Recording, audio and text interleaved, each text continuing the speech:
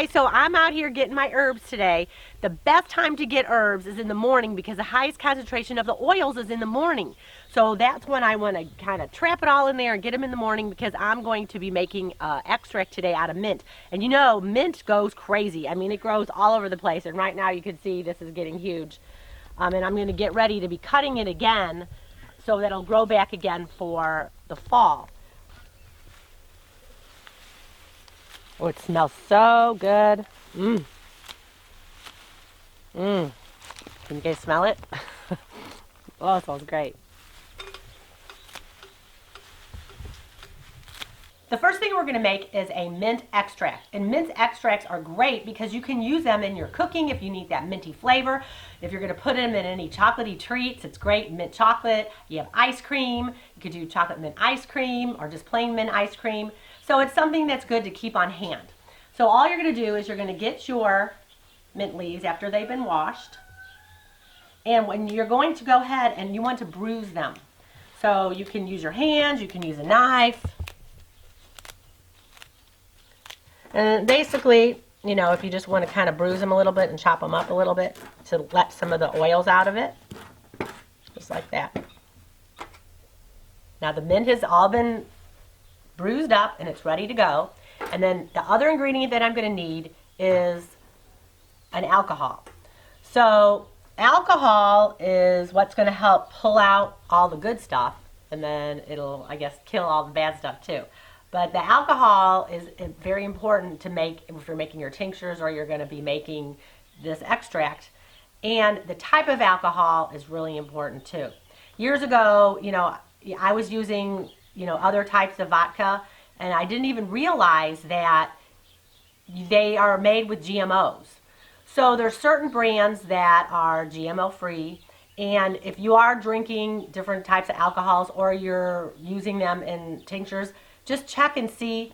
Absolute is a GMO-free one. Kettle One for another vodka is good. And Grey Goose, those are 3 vodkas that are good. So all I'm going to do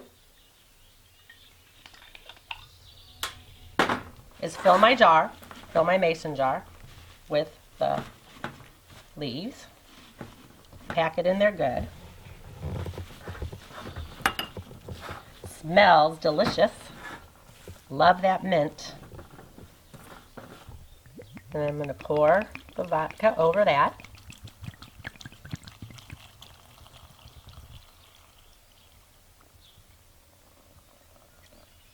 Make sure that all your mint is under the vodka like this.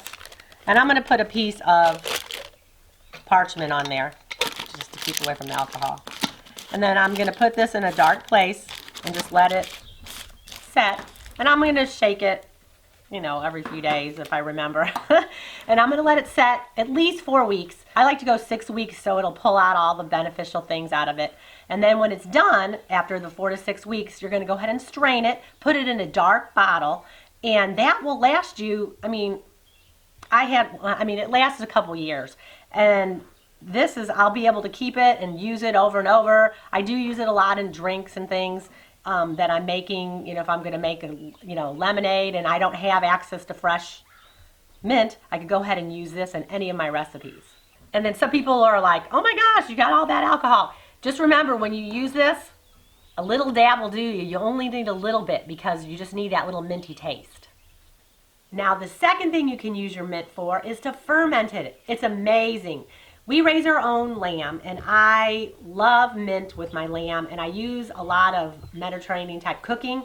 So in my rices, in my sauces, I use a lot of mint. So fermented mint turns out really good that I can just put a tablespoon or 2 in my recipes, and it tastes phenomenal after they're all finished. It's very important that everything has been cleaned and sterilized, and I'm just going to be getting my mint, and I'm just going to kind of cut it up a little bit. When you're fermenting, when you're doing a quart size, you're going to need 2 teaspoons or 4 teaspoons of salt. So 4 teaspoons in my water. 1, 2, 3, 4.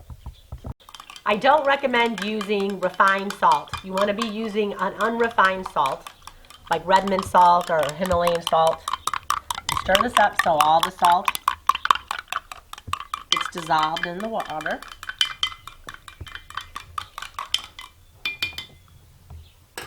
I'm going to pour this over my mint.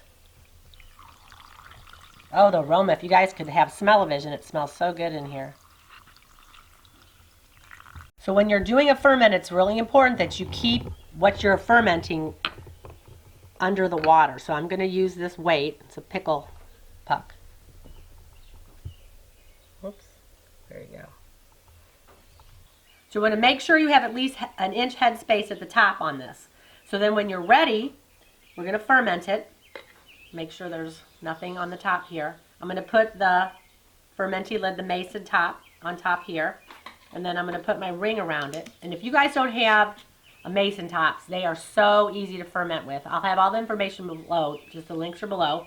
But if you don't have a mason tops, anybody can ferment. All you need is the ring and the flat, and you can do the same thing as opposed to this. Put this here, but there's no way for the air to escape. So you would need to just turn it a little bit and burp it every single day, because we're going to let it set in a dark place for about 5 to 7 days or so.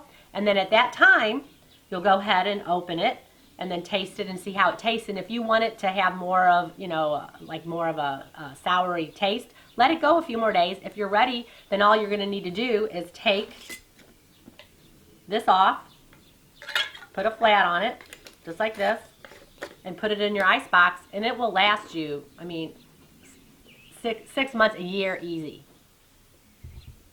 There's nothing wasted here on the homestead, so I chopped up the remainder of our mint, and I'm going to give it to my chickens as a treat. It'll be a healthy treat for them. And if you guys are interested in some of our t-shirts, the links will be below. All the information about our channel and things that we like to recommend are always below. And please check us out. We are going to be in Hannibal, Missouri, August 12th and 13th for our first annual Homesteading Life Conference. And all the links will be below. And also we'll be at Layman's on June 29th and 30th. We would love to see you there. Have a great day, guys. I'll see ya. Bye.